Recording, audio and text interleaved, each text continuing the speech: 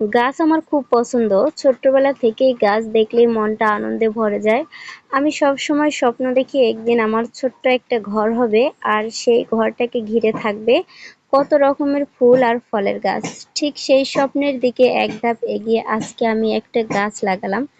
ছোট্ট একটা শুরু হলেও এটাই একদিন আমার স্বপ্নের বাগানের অংশ হবে। পুকুর পাড়ে দাঁড়িয়ে মনটা হঠাৎ থেমে যায়।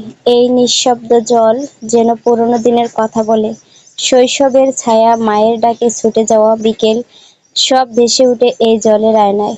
এখানে দাঁড়ালেই মনে হয় জীবনটা আসলেই খুব সরল হতে পারত যদি একটু ভালোবাসা, একটু শান্তি আর এমন একটা পুকুর পাড় থাকতো পাশে। আজ আমার ছেলের জন্মদিন। বড় কোনো আয়োজন না, কিন্তু মন থেকে যতটুকু পেরেছি ভালোবাসা দিয়ে সাজিয়েছি ওর জন্য।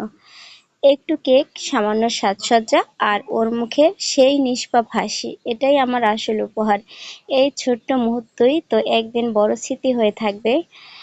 ছেলের জন্য দোয়া করবেন যেন সে সুস্থ থাকে, ভালো থাকে আর মানুষ হিসেবে বড় হয়ে ওঠে।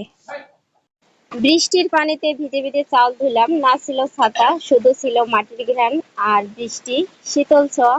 এই চাল হয়তো আজ রান্না হবে, কিন্তু এই মুহূর্তে এই ভেজা সময়টা চিরকাল আমার মনে থেকে যাবে। বর্ষা যেন কেবল পানি, বর্ষা শুধু কষ্টের নয়, এই বর্ষা আমার কাছে একরকম শান্তি, এক টুকরো স্মৃতি, এক টুকরো ভালোবাসা আর একটু নিজের মতো করে বাঁচার আনন্দ। মানে যেন একটা গল্পের পাতা। আর সারাদিন ধরে বৃষ্টি ঘরের চাল দিয়ে পানি পড়ছিল আর সেই পানিতে আমি চাল ধুয়ে নিলাম। পানিতে চাল ধুয়ে নিলাম, কারণ যতই বৃষ্টি হোক না কেন পেট তো মানবে না, খাবার খাওয়াই লাগবে।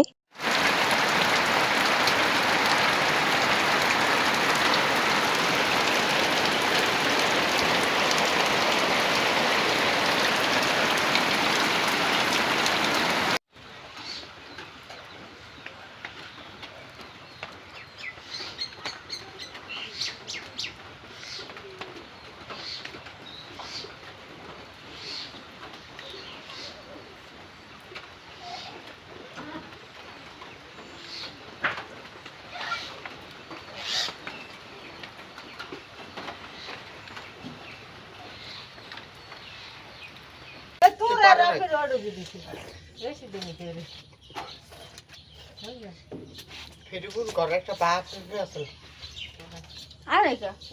চাল দে দে। আহা ঘরে তো দাদা খাইছে। গাছ ভালো লাগছে। ভালো লাগছে না? মস্ত একটা